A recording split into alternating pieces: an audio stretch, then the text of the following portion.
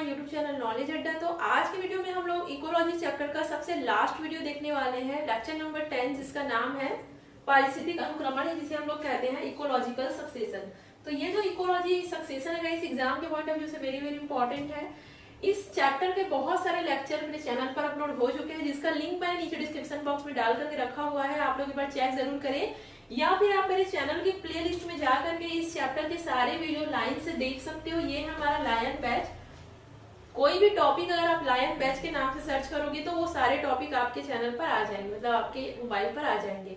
So guys, यहाँ पर आज के वीडियो में मैं आप लोगों को नोट्स देने वाली हूँ। नोट्स वेरी इंपॉर्टेंट है, इसे लिख जरूर लेना। तो चलिए स्टार्ट करते हैं आज का टॉपिक। तो देखिए, सबसे पहले यहाँ पे मैं आप लोगों को सिनॉप्सिस बता देती हूँ कि आज के वीडियो में मैं आप लोगों को क्या क्या बताने वाली हूँ, है ना। तो पहले ही बता दूंगा कि ये जो टॉपिक है ना, थोड़ा सा लंबा चौड़ा टॉपिक है, तो इस टॉपिक से रिलेटेड जितने सारे पॉइंट्स है वो मैं सारे कवर करने की कोशिश करूंगी। तो सबसे पहले हम लोग यहाँ पर देखने वाले हैं इंट्रोडक्शन और डेफिनेशन। तो इकोलॉजिकल सक्सेशन क्या होता है उसके बारे में मैं आप लोगों को पूरा बताऊंगी। इसका डेफिनेशन वगैरह हो गया, इंट्रोडक्शन वगैरह हो गया। देन सेकंड नंबर में हम लोग स्टेजेस ऑफ सक्सेशन देखेंगे, मतलब अनुक्रमण की अवस्थाएं। जो भी इकोलॉजिकल सक्सेशन है उसके कौन कौन से स्टेजेस है विथ डायग्राम यहाँ पे मैं आप लोगों को बताने वाली हूँ। देन थर्ड नंबर में हम लोग देखेंगे काइंड्स ऑफ सक्सेशन, मतलब अनुक्रमण के प्रकार। जो अनुक्रमण है वो कितने टाइप्स के होते हैं, और यहाँ पे जो अनुक्रमण के प्रकार है उसमें बहुत सारे पॉइंट्स आएंगे, वो सारे पॉइंट्स को मैं यहाँ पर कवर करूंगी। फोर्थ नंबर में हम लोग देखेंगे अनुक्रमण की क्रिया, जिसे हम लोग कहते हैं प्रोसेस ऑफ सक्सेशन। ये भी हम लोग डिस्कस करेंगे क्या क्या प्रोसेस होता है। और लास्ट में मैं आप लोगों को इंपॉर्टेंस और इसका जो भी कंक्लूजन है वो बताऊंगी। मतलब कहने का मतलब है कि इस एक ही वीडियो में इकोलॉजिकल सक्सेशन से रिलेटेड बहुत कुछ चीजें आज आप लोगों को कवर हो जाएगा। तो वीडियो के लास्ट तक बने रहिएगा। तो देखिए, यहाँ पे मैंने डेफिनेशन लिखा हुआ है, बट उससे पहले एक छोटा सा चीज मैं आप लोगों को बताने वाली हूँ, जिससे आप लोगों को इसे समझने में थोड़ा सा हेल्प होगा। देखिए, मान लो एक इमेजिन कीजिए एक बड़ा सा फॉरेस्ट है, उसमें बहुत सारे जीव जंतु है। मतलब ये मान के चलिए कि कोई फॉरेस्ट का कोई कम्युनिटी है। कम्युनिटी मतलब जानते हो ना, जिसमें बहुत प्रकार के जीव जंतु रहते हैं। वहां पर शेर, भालू, चीता, चिड़िया, पक्षी, खरगोश, विभिन्न प्रकार के पेड़ पौधे सारे वहां पर प्रेजेंट है। मतलब एक बहुत बड़ा फॉरेस्ट है। जैसे कि आप अमेजन का जंगल जानते हैं, वो जो दुनिया का सबसे बड़ा जंगल है, तो वैसा ही कोई बड़ा सा जंगल है। अब क्या होता है, उसमें अचानक से आग लग जाता है। आग किसी भी कारण से लग सकता है, हो सकता है कोई मानव जाति ही वहां पर जाके आग लगा दे, या फिर प्राकृतिक तरीके से भी आग लग जाता है। तो किसी कारणवश अगर वहां पे आग लग जाता है तो कुछ टाइम बाद हम लोग देखते हैं कि जो पहले बहुत बड़ा सा फॉरेस्ट कम्युनिटी था वो जल करके पूरा राख हो चुका है। मतलब वहां पर अब कुछ भी नहीं बचा है। ये मान के चलिए पूरा बंजर जमीन हो चुका है। वहां पर जितने भी जीव जंतु थे वो या तो मर गए, या फिर कहीं दूसरे जगह छोड़ करके दूसरे कम्युनिटी में जा करके बस गए, या फिर वहां पर जितने भी पेड़ पौधे वो सब जल के खाक हो गए। मतलब ये मान के चलिए कि वो जो बड़ा सा एक फॉरेस्ट था, बड़ा सा जंगल था, बड़ा सा कम्युनिटी था, अब वहां पे कुछ भी नहीं है, केवल वहां पर खाली बंजर जमीन पड़ा हुआ है। लेकिन हम 100 से 1000 साल बाद देखते हैं कि जो बंजर खाली जमीन पड़ा था वो फिर से एक घने जंगल में तब्दील हो जाता है। तो यहाँ पे आप लोगों ने क्या समझा कि जो हमारी प्रकृति है वो हमेशा एक जैसे नहीं होती है। हमारे प्रकृति, हमारे नेचर में कुछ ना कुछ परिवर्तन होते रहता है, और इसी परिवर्तन को हम लोग क्या कहते हैं गाइस, पारिस्थितिक अनुक्रमण या फिर इकोलॉजिकल सक्सेशन कहते हैं। एक बार आप डेफिनेशन देखिए, फिर मैं आप लोगों को बहुत सारे एग्जाम्पल देकर के इसे समझाऊंगी। उससे पहले यहाँ पे एक डायग्राम देखो। यहाँ पे आप एक डायग्राम में देख रहे हो कि कोई जंगल है जो कि बर्न हो रहा है, मतलब कोई जंगल है जो कि जल रहा है ना। जंगल जलने के बाद पूरा ये क्या हो जाता है, बंजर हो जाता है। मतलब यहाँ पे अब कुछ भी नहीं है। लेकिन हम देखते हैं 100 से 1000 सालों बाद या फिर 100 से 200 सालों बाद फिर से धीरे धीरे धीरे करके कोई बड़ा सा कम्युनिटी बन जाता है, और यहाँ पर फिर से नया फॉरेस्ट आ जाता है। तो कहने का मतलब है कि अगर प्रकृति किसी चीज को डैमेज कर रही है, अगर प्रकृति स्वयं नुकसान पहुंचा रही है, फिर हम लोग कुछ नुकसान पहुंचा रहे हैं, तो प्रकृति फिर से उस चीज को क्या कर लेती है, उस चीज को डेवलप कर लेती है। तो यहाँ तो देखिए, डेफिनेशन में क्या कहा गया है, कोई भी कम्युनिटी प्रकृति में सदा स्थायी नहीं रहता है। इस टर्म से आप क्या समझते हो इस वाक्य से, कि कोई भी कम्युनिटी प्रकृति में सदा स्थायी नहीं रहता है। जैसे एग्जांपल के लिए बता दूं, पहले डायनासोर हुआ करते थे, होते थे ना डायनासोर, लेकिन क्या कहते हैं कि जब बड़े बड़े उल्का पिंड अंतरिक्ष से जब हमारी पृथ्वी पर गिरे तो वो क्या हो गए, पूरी तरीके से नष्ट हो गए। हालांकि एग्जैक्ट कारण तो किसी को भी नहीं पता, बट प्रकृति में ऐसा क्या हुआ वो हम किसी को नहीं पता है। लेकिन हम लोग ये जानते हैं कि पहले डायनासोर थे, लेकिन अब वो नहीं रहे हैं, है ना। हो सकता है जो आज आप बंजर जमीन देख रहे हो, क्या पता वो बहुत पहले कोई बड़ा सा फॉरेस्ट रहा होगा, इंसानों ने ही जंगल को काट काट के उसे बंजर जमीन या फिर खाली जमीन बना दिया होगा। तो जो हमारा प्रकृति रहता है वो कभी भी स्थायी नहीं रहता। आज जो चीज हम लोग देख रहे हैं जरूरी नहीं है वो चीज कल भी वैसा ही रहे।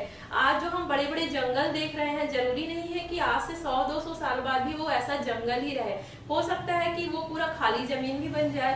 और आज जो आप लोग कोई खाली जमीन देख रहे हो जरूरी नहीं है कि वो ऐसे ही पड़े रहेगा। हो सकता है 100-200 साल बाद वो कोई बड़ा सा घना जंगल बन जाए। तो यही कहा जा रहा है कि प्रकृति में कोई भी कम्युनिटी प्रकृति में सदा स्थायी नहीं रहता है, यह गतिक होता है, डायनेमिक होता है। डायनेमिक मतलब क्या होता है, हमेशा कुछ ना कुछ उसमें परिवर्तन होते रहता है। प्रकृति में परिवर्तन ही मतलब परिवर्तन ही प्रकृति का नियम है ना।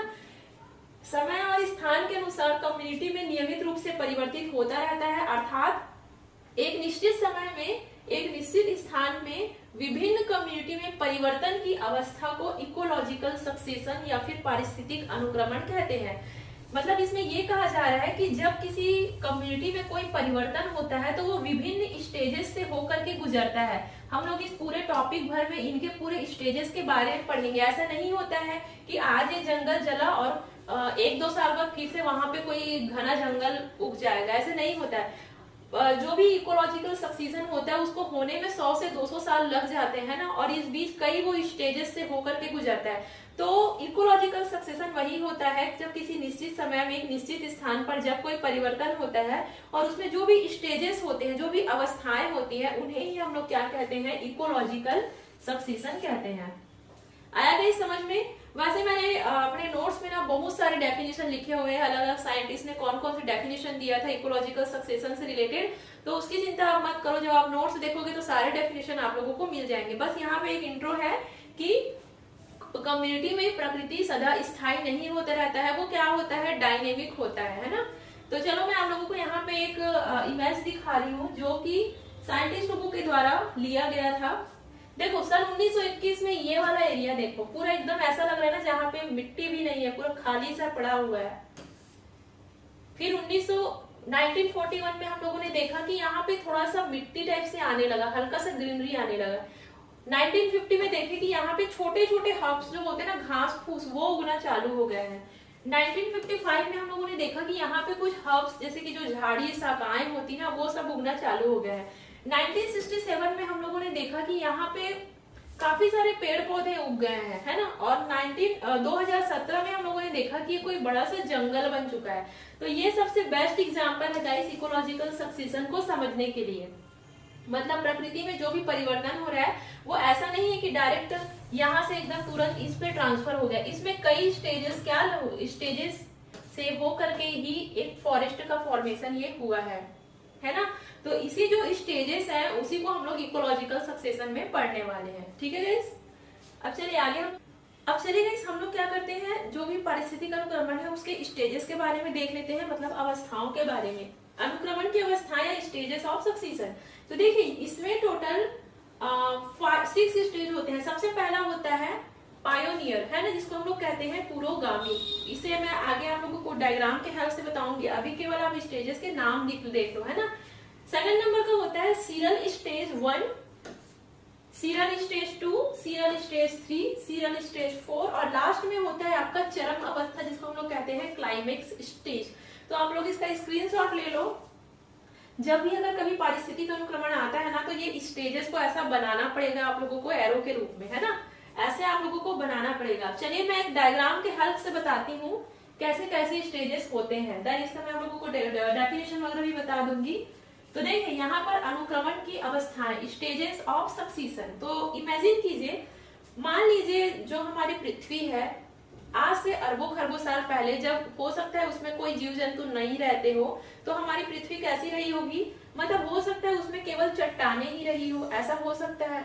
यहाँ पे हम लोग केवल मान रहे हैं ना कि पहले क्या था, हमारे पृथ्वी में केवल चट्टाने थी, चट्टानों के अलावा यहाँ पर कुछ भी नहीं था। इवन जो मृदा मिट्टी है वो भी नहीं था, जो उपजाऊ मिट्टी होता है ना वो भी नहीं था, केवल यहाँ पे चट्टाने थी। लेकिन जैसे जैसे समय बढ़ता गया, 100 साल 1000 साल जैसे जैसे समय बीतता गया, वैसे वैसे क्या हुआ, छोटे छोटे घास उगना चालू हुए। यहाँ पे आप देख रहे हो ना, छोटे छोटे घास उगना क्या हुए, चालू हुए, और धीरे धीरे ये घास बड़े होते होते यहाँ पे देखो मृदा, उपजाऊ मृदा का भी क्या हो रहा है, निर्माण हो रहा है ना। धीरे धीरे बढ़ते बढ़ते झाड़ियों में ये तब्दील हो गए और कुछ सालों बाद, हजारों सालों बाद हम लोग देखते हैं कि वो जो पहले केवल जहाँ पर पत्थर था, खाली जमीन पड़ा था, वो अब एक बड़े से फॉरेस्ट में, बड़े से जंगल में क्या हो गए हैं, तब्दील हो गए हैं।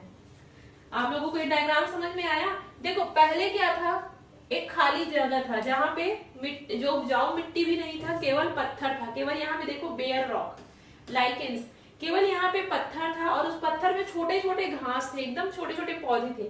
धीरे धीरे ये पौधे बड़े होते गए और इस प्रोसेस को होने में ऐसा नहीं कि 1-2 साल में तुरंत हो गया, इसको 100 से हजारों साल लग जाते हैं ना, और धीरे धीरे करके एक बड़ा सा जंगल में तब्दील हो गया। बट ये जो आपका इकोलॉजिकल सक्सीशन है उसके भी कई स्टेजेस होते हैं, जिसको हम लोग कहते हैं स्टेजेस ऑफ सक्सीशन। सबसे पहला स्टेजेस क्या होता है, पायोनियर स्टेज। यहाँ पे आप लोग देख रहे हो लिखा हुआ है पायोनियर स्टेज, जिसको हम लोग कहते हैं पुरोगामी अवस्था। तो पायोनियर जो स्टेज होता है वो इकोलॉजिकल सक्सीशन का सबसे पहला स्टेज होता है। अगर कभी मल्टीपल चॉइस क्वेश्चन में आया कि इकोलॉजिकल सक्सीशन का सबसे फर्स्ट स्टेज क्या होता है, तो आप लोग क्या लिखोगे, पायोनियर स्टेज। पायोनियर स्टेज वह स्टेज होता है जो इकोलॉजिकल स्टेज का सबसे पहला स्टेज होता है। देखो यहाँ पे, तो पायोनियर स्टेज में क्या आते हैं, बेयर रॉक आते हैं, मतलब बड़े बड़े पत्थर आते हैं, और इन पत्थर में छोटे छोटे क्या होते हैं, घास होते हैं, छोटे छोटे ग्रास होते हैं, है ना। तो ये पूरा क्या आता है, आपके पायोनियर स्टेज में आता है। जो फर्स्ट स्टेज होता है वो आपका पायोनियर स्टेज में आता है। पायोनियर स्टेज में कभी भी बड़े बड़े पेड़ पौधे आपको देखने को नहीं मिलेंगे, बस केवल छोटे छोटे पेड़ पौधे, झाड़ी, मतलब घास वगैरह देखने को मिलेगा, और बड़े बड़े यहाँ पे पत्थर देखने को मिलेगा। इवन जो पायोनियर स्टेज होता है उसमें कोई उपजाऊ मृदा भी नहीं होती, बहुत कम उपजाऊ मृदा वहां पर होता है। देन सेकेंड नंबर में आता है आपका इंटरमीडिएट स्टेज, जो यहाँ पे मैं आप लोगों को बताई थी ना, ये जो सीरियल 1, सीरियल 2, 3, 4, ये जो 1, 2, 3, 4 स्टेज है ना गाइस, वो आपके किस में आता है, इंटरमीडिएट स्टेज में आता है। इंटरमीडिएट स्टेज क्या होता है, बीच का अवस्था होता है। बीच का अवस्था मतलब जब जो छोटे छोटे जो घास होते हैं वो अब झाड़ियों में तब्दील होने लगते हैं। यहाँ पे देखो ग्रासेस, श्रब्स और सेड इंटॉलरेंस ट्रीज, छोटे छोटे पेड़ पौधों में क्या होने लगते हैं, तब्दील होने लगते हैं। इस फेज को हम लोग क्या बोलते हैं, इंटरमीडिएट स्टेज कहते हैं। और इंटरमीडिएट स्टेज में ही सीरियल 1, सीरियल 2, सीरियल 3 और सीरियल 4 स्टेज आते हैं। कुछ टाइम बाद हम देखते हैं कि जो छोटे छोटे झाड़ी वगैरह थे वो अब एक बड़े बड़े पेड़ों में, घने घने वृक्षों में, बड़े से फॉरेस्ट में तब्दील हो गए हैं। और जो लास्ट वाला आपका स्टेज होता है ना गाइस, वो आपका क्या कहलाता है, क्लाइमेक्स कम्युनिटी कहलाता है, फिर क्लाइमेक्स स्टेज कहलाता है, मतलब चरम, जिसको चरम अवस्था कहते हैं। मतलब वो क्या होता है, जो भी आपका इकोलॉजिकल सक्सीशन है उसका सबसे लास्ट स्टेज होता है। लास्ट स्टेज में जो बंजर जमीन था वो क्या हो गया, बड़ा सा जंगल में तब्दील हो गया। आया आप लोगों को स्टेजेस समझ में, लिख लोगे अगर एग्जाम में आया तो जो मैं आप लोगों को डायग्राम बताई ना, उस डायग्राम को क्या करना है, आपको आपके एग्जाम में बनाना पड़ेगा। अगर इकोलॉजिकल सक्सीशन आया तो केवल थ्योरी नहीं लिखना है गाइस, आपको ऐसा पूरा बनाते जाना है। और जो जो मैं बीच में डायग्राम बताते जा रही हूँ ना, उसका क्या कर लो आप लोग, स्क्रीनशॉट लेते जाओ और इसको आप लोगों को बनाना पड़ेगा।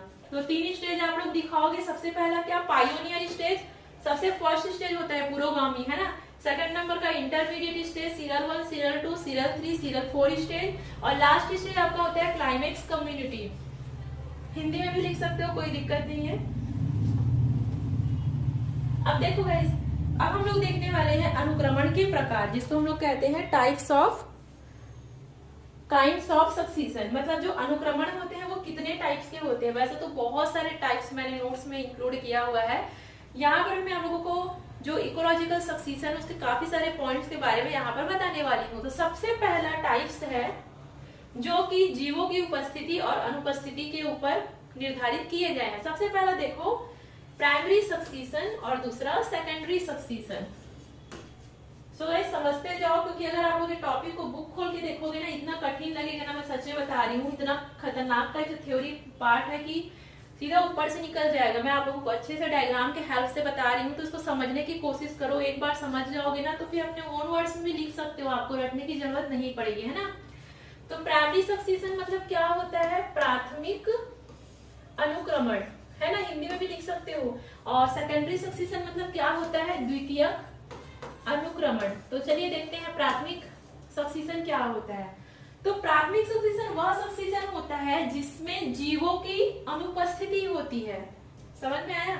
वन्य जीव जंतुओं की अनुपस्थिति होती है। जैसे मान लो प्राइमरी सक्सीशन, ये उस अवस्था को दर्शाता है जब हमारे पृथ्वी में कोई जीव जंतु नहीं थे। मैंने पहले ही बताया था ना कि इसमें भी प्राथमिक सक्सीशन में भी पूरा ये जो barren stage, pioneer stage, intermediate stage, climax stage, ये पूरा होता है ना प्राइमरी सक्सीशन है। बट इसमें डिफरेंट क्या होता है कि ये उस स्टेज को दर्शाता है जब हमारी पृथ्वी नई नई बनी होगी या फिर उस जगह पर कोई भी जीव जंतु ना रहा हो। जैसे कि यहाँ पे देखो, यहाँ पे केवल चट्टान है, केवल पत्थर है, बड़े बड़े पत्थर है ना, यहाँ पे कोई शेर, भालू, चीता ऐसा कुछ भी नहीं है। यहाँ पे पहले से ही ये क्या है, पूरा बंजर जमीन है, पहले से ही पूरा चट्टाने वाला इलाका है। लेकिन धीरे धीरे उसमें परिवर्तन होते गए, क्योंकि प्रकृति में क्या परिवर्तन होते रहता है।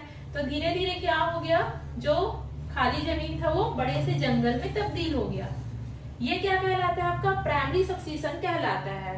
अब सेकेंडरी सक्सीशन क्या कहलाता है? मान लो ये जो आपका जंगल था, ये जो आपका फॉरेस्ट है, वो अचानक से कभी उसमें आग लग जाता है। मान लो इसमें कभी अचानक से आग लग जाता है, जैसे हो सकता है प्रकृति स्वयं आग लगा दी हो, या फिर हम में से कोई इंसान भी कोई जाकर के जंगल में आग लगा दी हो, है ना। तो अब क्या हुआ, आग लगने के बाद फिर से जमीन क्या हो जाएगा, पूरे तरीके से बंजर हो जाएगा। क्योंकि प्रकृति में हमेशा क्या रहता है, डायनेमिक होता है, प्रकृति हमेशा परिवर्तनशील होता है। आज जो हम बड़े बड़े जंगल, जो बड़े बड़े वृक्ष देख रहे हैं, जरूरी नहीं हमेशा वैसा ही रहे, कभी भी वो बंजर जमीन में तब्दील हो सकता है। तो कभी अगर ऐसा सिचुएशन आया कि वो बंजर जमीन में तब्दील हो जाए, तो हमेशा ऐसा ही रहेगा क्या? नहीं, कुछ सालों बाद, 100-200 साल बाद फिर से वो क्या होगा, बड़े से जंगल में तब्दील हो जाएगा। तो ये आपका सेकेंडरी सक्सीशन कहलाता है। अब देखो दोनों में फर्क क्या है, क्या समझे आप लोग? प्राइमरी में क्या समझे और सेकेंडरी में क्या समझे? प्राइमरी में क्या था, यहाँ पे कोई भी जीव जंतु उपस्थित नहीं है, जीव जंतु अनुपस्थित, मतलब ये उस समय की स्थिति है जब यहाँ पे कुछ भी नहीं था, शुरू से ऐसी था, जब से प्रकृति बनी होगी तब से ऐसी था। मतलब यहाँ पे ना पेड़ पौधे रहे थे ना कुछ भी नहीं था। लेकिन जो सेकेंडरी सक्सीशन, जो बंजर जो जमीन आप लोग देख रहे हो, उसमें पहले से जीव जंतु थे, पहले से पेड़ पौधे थे, लेकिन कुछ ऐसा सिचुएशन आया जिसमें उन लोगों को यहाँ से भागना पड़ा, या फिर पेड़ पौधे यहाँ से जल गए। आया समझ में? तो ये आपका प्राथमिक सक्सीशन कहलाता है, और ये आपका द्वितीयक सक्सीशन या फिर सेकेंडरी सक्सीशन कहलाता है। वैसे डेफिनेशन वगैरह मैं पूरा अपने नोट्स में लिखी हुई हूँ। तो ये जो सक्सीशन है उसको किसके अकॉर्डिंग क्लासिफाई किया गया है? जीवों की उपस्थिति और अनुपस्थिति के आधार पर। प्राथमिक सक्सीशन में जो जीव जंतु है वो अनुपस्थित रहेंगे, पेड़ पौधे, और द्वितीय सक्सीशन में जीव जंतु पेड़ पौधे उपस्थित थे लेकिन वो किसी कारणवश जल गए। तो फिर ये जो है वो सक्सीशन यहाँ पे आपको देखने को मिल रहा है। आया समझ में? ठीक है, इस काइंड ऑफ सक्सीशन में हम लोग और भी टाइप्स देख लेते हैं। सेकंड नंबर का है आपका स्वजातीय अनुक्रमण और अन्य जातीय अनुक्रमण। तो स्वजातीय अनुक्रमण मतलब ऑटोजेनिक सक्सीशन, और अन्य जातीय अनुक्रमण मतलब एलोजेनिक सक्सीशन। दोनों का एग्जांपल मैं आप लोगों को बता रही हूँ। तो देखो, सबसे पहले मैं आप लोगों को बताऊंगी एलोजेनिक सक्सीशन। जब पूर्व में उपस्थित कम्युनिटी का प्रतिस्थापन मुख्य रूप से बाह्य कारकों के प्रभाव से होता है, तब उसे एलोजेनिक सक्सीशन कहते हैं। इसका मतलब क्या समझे? एग्जाम्पल बता रही हूँ। जैसे मान लीजिए कोई बड़ा सा जंगल था, कोई बड़ा सा फॉरेस्ट था। अब हम क्या किए, वहां पे जाकर के आग लगा के आ गए, मतलब वो काम मनुष्यों के द्वारा किया गया। तो अगर कोई काम बाह्य कारकों के द्वारा किया जा रहा है, अगर कोई बाहरी इंसानों के द्वारा किया जा रहा है, तो उसको हम लोग क्या बोलेंगे? एलोजेनिक सक्सीशन बोलेंगे, जिसको अन्य जाति अनुक्रमण कहते हैं। मतलब अन्य जाति के द्वारा उस कम्युनिटी को नुकसान पहुंचाया जा रहा है और उस कम्युनिटी को पूरी तरीके से बर्बाद किया जा रहा है। तो वो क्या कहलाता है? आपका अन्य जाति अनुक्रमण कहलाता है। स्वजाति अनुक्रमण कहलाता है ऑटोजेनिक सक्सीशन। जैसे एग्जांपल के लिए बता रही हूँ, जैसे कोई बड़ा सा फॉरेस्ट है, बड़ा सा जंगल है। अब अचानक क्या होता है, उसमें कोई ऐसे जीव जंतु पैदा हो जाते हैं, जैसे कि कुछ छोटे छोटे माइक्रो ऑर्गेनिज्म हो गए, कुछ बैक्टीरिया हो गए, कुछ ऐसा कुछ महामारी टाइप से वहां पर फैलता है कि उस कम्युनिटी में जितने भी जीव जंतु थे, जितने भी पेड़ पौधे थे, वो क्या हो जाते हैं, अचानक से नष्ट हो जाते हैं, मतलब पूरी तरीके से वो बर्बाद हो जाए। जैसे कि अभी कोरोना वायरस निकला हुआ था, तो कोरोना वायरस क्या कर रहा था, पूरे इंसानों को खत्म करने का काम कर रहा था। तो अगर वैसा कुछ सिचुएशन आता है तो उसको हम लोग क्या बोलते हैं? ऑटोजेनिक कहते हैं। मतलब वो स्वतः ही हो रहा है, समझ रहे हो आप लोग? उस जैसे यहाँ पे देखो, जब वनस्पति अपने वातावरण का रूपांतरण करती है, मतलब जैसे कोई बड़ा बड़ा जंगल है तो उसमें ऑटोमेटिक ही वैसे बैक्टीरिया उत्पन्न होते हैं और उस पेड़ पौधों को पूरा क्या कर देते हैं, नष्ट कर देते हैं। नए कम्युनिटी द्वारा इसका प्रतिस्थापन करती है तो इसको ऑटोजेनिक सक्सीशन कहते हैं। आया दोनों को मतलब समझ में? ठीक है, चलिए आगे देखते हैं। अब चलिए इस काइंड्स ऑफ सक्सीशन में हम लोग और भी बहुत सारे टाइप्स देख लेते हैं। जैसे पहले नंबर का है आपका जलीय अनुक्रमण, जिसको हम लोग कहते हैं हाइड्रोशीयर, है ना। और एक बार बता दूं, जो जलीय अनुक्रमण है ना, कभी कभी आपको अलग से भी पूछे जा सकता है, हो सकता है 2-3 नंबर के लिए कभी आपको अलग से पूछे जाए। तो अगर जलीय अनुक्रमण आता है तो आपको पूरा ऐसा डायग्राम बनाना पड़ेगा, और ये डायग्राम मैंने खुद बनाया है।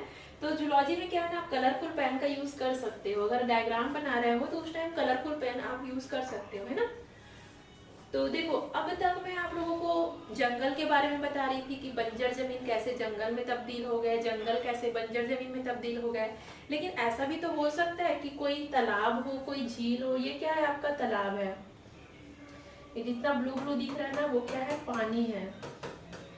ऐसा भी तो हो सकता है प्रकृति में कि अगर कोई आप अभी तालाब देख रहे हो, अगर उसमें कुछ अचानक से कुछ ऐसा होता है, ज्वालामुखी फटता है, या फिर कुछ अचानक से गर्मी आता है, कुछ भी वहां पे होता है। हो सकता है वो जो पहले आप झील तालाब देख रहे हो वो आज से 100-200 साल बाद एक घने जंगल में तब्दील हो जाए, ऐसा भी तो हो सकता है। अगर बंजर जमीन घने जंगल में परिवर्तित हो सकता है, तो जो तालाब झील वगैरह है वो क्यों जंगल में तब्दील नहीं हो सकता है। तो अगर कोई तालाब झील, अगर कोई पानी या फिर कोई पॉन्ड वगैरह किसी जंगल में तब्दील होता है तो उसको हम लोग जलीय अनुक्रमण कहते हैं। अभी तक मैं आप लोगों को पेड़ पौधों के बारे में ही बता रही थी, लेकिन जलीय अनुक्रमण भी होता है ना। तो इसमें भी बहुत सारे स्टेजेस होते हैं, उसी स्टेज को हम लोग यहाँ पर डिस्कस करने वाले हैं। तो देखिए, सबसे पहला स्टेज क्या होता है, फाइटोप्लैंक्टन, ये जिसको हम लोग कहते हैं पायोनियर कम्युनिटी। तो पायोनियर कम्युनिटी मतलब क्या होता है, किसी भी इकोलॉजिकल सक्सेशन का जो सबसे फर्स्ट स्टेज होता है, जो सबसे पहला स्टेज होता है, उसको पायोनियर कम्युनिटी कहते हैं। तो देखो, पायोनियर कम्युनिटी में क्या होगा, मान लीजिए कोई तालाब है, उस तालाब में क्या हुआ होगा, कोई छोटे छोटे बैक्टीरिया का जन्म हुआ होगा सबसे पहले। ऐसा हो सकता है ना कि कोई तालाब है, वहां पे छोटे छोटे बैक्टीरिया, अमीबा, पैरामीशियम या फिर कोई बैक्टीरिया, वायरस, ये सब चीज का पहले क्या हुआ होगा, जन्म हुआ होगा। तो देखो, मैंने इस जो छोटे छोटे बैक्टीरिया है उसको कुछ इस तरीके से दर्शाया हुआ है। यहाँ पे भी आप लोग डायग्राम इस तरीके से बना सकते हो, छोटे छोटे बैक्टीरिया, अमीबा, पैरामीशियम। ये आपका क्या कहलाता है, पहला स्टेज कहलाता है, इसको फाइटोप्लैंक्टन या फिर पायोनियर कम्युनिटी कहते हैं। और जो पायोनियर कम्युनिटी होता है वो किसी भी इकोलॉजिकल सक्सेशन का सबसे पहला स्टेज होता है। इतना समझ आया। अब देखो, दूसरा स्टेज में क्या होता है, जब ये जो अमीबा, पैरामीशियम, जो भी छोटे छोटे सूक्ष्म जीव जंतु है, जब वो मरते हैं या फिर जब वो एक्सपायर कर जाते हैं, तो वो क्या होते हैं, यहाँ पर जो भी जमीन वगैरह होगा वहां पे जाकर के ये क्या करते हैं, ऑर्गेनिक पदार्थ में चेंज हो जाते हैं। मतलब मैंने आप लोगों को बताया था ना, अपघटन, या फिर जिसको हम लोग कहते हैं अपघटन की क्रिया। जब कोई जीव जंतु मरता है तो फिर उसको शरीर का क्या होने लगता है, अपघटन होने लगता है, और उसके शरीर से क्या, खनिज पदार्थ निकलने लगता है। तो हो सकता है कि ये जो छोटे छोटे जीव जंतु है वो मरने के बाद यहाँ पे जो भी खनिज पदार्थ है उससे कोई छोटे मोटे पेड़ पौधे उगना चालू हो गए। तो इसको हम लोग क्या बोलते हैं, सबमर्ज स्टेज कहते हैं। सबमर्ज स्टेज में क्या होता है, छोटे छोटे पेड़ पौधे तालाब में उगना चालू होते हैं, जिसको कौन कौन से, इस पौधे का नाम है आपका यूट्रिकुलेरिया और वेलिस्नेरिया। मतलब यूट्रिकुलेरिया, वेलिस्नेरिया नाम के छोटे छोटे पौधे क्या करते हैं, अब उगना चालू हो रहा है। इसको हम लोग स्टेज नंबर, ये आपका 1 हो गया, ये हमारा स्टेज नंबर 2 हो गया, जिसको हम लोग कहते हैं सबमर्ज स्टेज। आगे जो मैं नोट्स दी हूँ ना उसमें पूरा हिंदी में भी नाम लिखी हूँ गाइस, सो डोंट वरी, है ना। अब देखो, थर्ड नंबर का स्टेज क्या होता है, आपका फ्लोटिंग स्टेज होता है। फ्लोटिंग स्टेज में क्या होगा, ये जो छोटे छोटे पेड़ पौधे थे जब ये मृत हो जाते हैं, जब ये एक्सपायर कर जाते हैं, मर जाते हैं, तो इनसे जो भी खनिज पदार्थ निकलता है उससे क्या, फ्लोटिंग प्लांट्स उत्पन्न होते हैं। फ्लोटिंग मतलब जो देखिए कमल के पौधे जो कि जल में क्या करते हैं, तैरते रहते हैं, और इनका जो लेंथ होता है, जमीन से इसकी जो दूरी होती है वो 3 से 4 मीटर तक हो सकती है, 6 से 7 फीट तक हो सकती है, 6 से 8 फीट तक ये इसके जो भी तने वगैरह हैं वो लंबे हो सकते हैं, है ना। इसमें कौन कौन सा पौधे आते हैं, निम्फिया और कैस्टेलिया। तो ये सारे प्लांट्स के नाम भी मैं नोट्स में लिखी हुई हूँ गाइस, सो डोंट वरी, है ना। अब देखो क्या होगा, यहाँ पे धीरे धीरे मिट्टी का फॉर्मेशन हो रहा है, जो भी मृदा है ना, उपजाऊ मृदा, उसका क्या हो रहा है, फॉर्मेशन हो रहा है। अब जब ये मृत हुए होंगे तो धीरे धीरे ये आपका आता है आपका स्टेज नंबर 4, जिसको कहते हैं read swamp stage. Read swamp stage में क्या होता है, जो यहाँ पे पेड़ पौधे होते हैं वो केवल जल में कुछ ही रहते हैं, मतलब 1-2 मीटर की दूरी, 1-2 फीट की दूरी पर ही ये क्या रहते हैं, पानी में उपस्थित रहते हैं। और इनका अधिकतर जो जड़ी भाग है वो मृदा में क्या रहता है, उपस्थित रहता है। ये आपका कहलाता है रीड स्वैम्प स्टेज। इसमें कौन कौन से पेड़ पौधे आते हैं, टाइफा रूमेक्स नाम के प्लांट्स आते हैं, है ना। अब आगे देखो क्या हुआ होगा। अब स्टेज नंबर आपका 5 आता है, जिसको हम लोग कहते हैं मार्स मीडो स्टेज। मार्स मीडो स्टेज में क्या हो गया, देखो तालाब पानी पूरी तरीके से यहाँ पर खत्म हो चुका है, केवल अब यहाँ पे दलदली जमीन बच चुका है। यहाँ पे केवल दलदली हिस्सा बच चुका है, जो पहले पानी था वो अब पूरी तरीके से खत्म हो चुका है, वो केवल दलदल भूमि में क्या हो गया, तब्दील हो गया। तो यहाँ पे कौन कौन से पेड़ पौधे उग सकते हैं, मिंट कैरेक्स प्रजाति के जो भी पेड़ पौधे हैं वहां पे उगेंगे। कुछ टाइम बाद हम देखते हैं 6वें नंबर में आपका आता है वुडलैंड स्टेज। वुडलैंड स्टेज मतलब क्या होते हैं, अब यहाँ पे ऐसे पेड़ पौधे उगेंगे, ऐसे झाड़ी वगैरह उगेंगे जिसमें क्या होगा, वुड होगा, जिसमें क्या होगा, लकड़ी होगा, ठीक है। लास्ट में आता है आपका क्लाइमेक्स स्टेज, जो कि चरम स्टेज होता है। और ये क्या होता है, जो झाड़ी वगैरह थे अब बड़े बड़े पेड़ों में तब्दील हो गए हैं, बड़े बड़े घने वृक्षों में तब्दील हो गए हैं। और यहाँ पे मिट्टी की संख्या भी क्या हो गई है, बढ़ गई है। पूरा यहाँ पे क्या आ गया है, ड्राई सॉइल आ गया है, जिससे इनको क्या मिलता है, उपजाऊ मिट्टी है, जिससे इनको खनिज पदार्थ वगैरह भरपूर मात्रा में मिल रहे हैं। तो ये चीज से आप लोग क्या समझे, आप लोग कि जो जलीय अनुक्रमण होता है उसमें जो पहले हम तालाब झील नदी देख रहे थे वो अब बड़े से घने से जंगल में क्या हो गए हैं, तब्दील हो गए हैं। आया ये समझ में। तो टोटल कितना स्टेज है, टोटल 7 स्टेज है इसमें। तो मैंने पूरा नोट्स में विथ डायग्राम इसका पूरा लिखा हुआ है, सो डोंट वरी अगर आप लोग को भी समझ में नहीं आया होगा तो नोट्स को पढ़ोगे ना तो फिर आप लोगों को अच्छे से समझ में आ जाएगा। सक्सेशन के हम लोग और टाइप्स के बारे में देख लेते हैं। नेक्स्ट आता है आपका मरुक्रमक, जिसे हम लोग कहते हैं जीरो सीड। मतलब इसमें क्या होता है, जो मैं आप लोगों को जंगल वाला बताई थी ना कि कैसे जो चट्टान थे वो कैसे जंगल में तब्दील हो गए, केवल वही वाला है ना। तो नोट्स में क्या मैं पूरा स्टेजेस के बारे में लिखी हुई हूँ, बट यहाँ पे आप लोग समझ लो। पहला क्या होता है आपका पायोनियर स्टेज होता है। पायोनियर स्टेज में क्या होता है कि जो भी पेड़, जो भी चट्टाने होती है उसमें केवल छोटे छोटे क्या होते हैं, लाइकेंस वगैरह होता है, स्मॉल एंड वन पार्ट, मतलब छोटे छोटे पेड़ पौधे होते हैं और ज्यादातर उसमें चट्टान ही होता है। देन सेकंड नंबर में आपका पूरा इंटरमीडिएट स्टेज आता है, जिसमें जो पेड़ पौधे हैं वो बड़े बड़े जंगल, बड़े बड़े पेड़ पौधे हैं वो क्या होने लगते हैं, तब्दील होने लगते हैं। लास्ट में आपको क्लाइमेक्स स्टेज आता है, जिसमें जो छोटे छोटे पेड़ पौधे हैं वो जंगल में तब्दील हो जाते हैं। तो इसके जो भी 5-6 स्टेजेस हैं अंदर में वो पूरा मैंने नोट्स में लिखा हुआ है, हर एक चीज को मैंने डिटेल में लिखा हुआ है। तो जो आपका मरुक्रमक है वो आप लोग इजिली समझ सकते हो, है ना। अब चलिए ये तो हो गया आपका पूरा टाइप्स, है ना, कि अनुक्रमण कितने टाइप्स का होता है, वो सब चीज हम लोग देख लिए। अब हम लोग देखने वाले हैं नेक्स्ट टॉपिक हमारा, नेक्स्ट पॉइंट हमारा अनुक्रमण की क्रिया, जिसे हम लोग कहते हैं प्रोसेस ऑफ सक्सीशन। जो हम लोग अभी तक जो इकोलॉजिकल सक्सीशन देखते आ रहे हैं उसका कितना प्रोसेस होता है, मतलब जो भी इकोलॉजिकल सक्सीशन हो रहा है वो किन किन प्रोसेस से होकर के गुजरता है, वो हम लोग आज के वीडियो में देखने वाले हैं। तो सबसे आप पहले आता है आपका अनावृत्ति, जिसको हम लोग कहते हैं न्यूडेशन। न्यूडेशन मतलब क्या होता है, यहाँ पे आप लोग डायग्राम में देखो, मान लो कोई पहाड़ है जिसमें बहुत सारे जंगल वगैरह है, लेकिन अचानक उसमें क्या हो जाता है, लैंडस्लाइड हो जाता है। लैंडस्लाइड मतलब आप लोग क्या समझते हो, जैसे होता है ना जमीन का कुछ हिस्सा क्या हो जाता है, खिसक जाता है। अगर आप लोग पहाड़ी एरिया में कभी गए होंगे ना तो वहां पे देखना बहुत सारा लैंडस्लाइड हो जाता है। क्या होता है, जो यहाँ पास तो जो भी पत्थर पेड़ पौधे हैं वो अचानक से खिसक करके क्या हो जाते हैं, नीचे गिर जाते हैं, जिसको भूस्खलन भी कहते हैं। जो पहले यहाँ पर कम्युनिटी था, हो सकता है यहाँ पे काफी सारे जीव जंतु रहे होंगे, इस जगह पे पहले बहुत सारे जीव जंतु रहे होंगे, लेकिन भूस्खलन की वजह से या फिर किसी और रीजन से ये पूरा हिस्सा क्या हो गया है, नष्ट हो गया। अब यहाँ पे केवल आपको पत्थर दिखेंगे, देख रहे हो यहाँ पे आप केवल आप बंजर जगह देख रहे हो जहाँ पे कुछ भी नहीं है। लेकिन ये हमेशा ऐसी रहेगा क्या, नहीं, आज से 100-200 साल बाद फिर से क्या हो जाएगा, घने जंगल में तब्दील हो जाएगा। तो पहला क्या होता है, nudation, a bare area formed by landslide. तो ये किन किन कारणों से होता है, सबसे पहला तो स्थलाकृतिक टोपोग्राफिक कारण। तो स्थलाकृतिक कारण क्या होता है, मतलब जैसे मान लो यहाँ पे लैंडस्लाइड हो गया तो इस वजह से क्या हो, यहाँ पे कोई बंजर जमीन का निर्माण हो गया, मतलब भूस्खलन की क्रिया के द्वारा। सेकंड नंबर का होता है आपका जलवायु, क्लाइमेट। हो सकता है यहाँ पे बहुत ज्यादा आंधी तूफान आया हो या फिर बहुत ज्यादा भारी तेज वर्षा हुआ हो, इसके कारण भी लैंडस्लाइड हो सकता है। तो दूसरा कारण क्या होता है आपका जलवायु। तीसरा क्या होता है, बायोटिक, जैविकी। हो सकता है यहाँ पे कुछ इन्फेक्शन फैल गया हो या फिर कुछ ऐसे कोई हानिकारक सूक्ष्म जीव या फिर बैक्टीरिया पनपे हो जो यहाँ के पूरे पेड़ पौधों को नष्ट कर दिए हो, ऐसा भी हो सकता है। तो अनावृत्ति होने के 3 कारण हो सकते हैं, पहला स्थलाकृतिक, दूसरा जलवायु और तीसरा जैविकी मतलब बायोटिक, है ना। आया समझ में।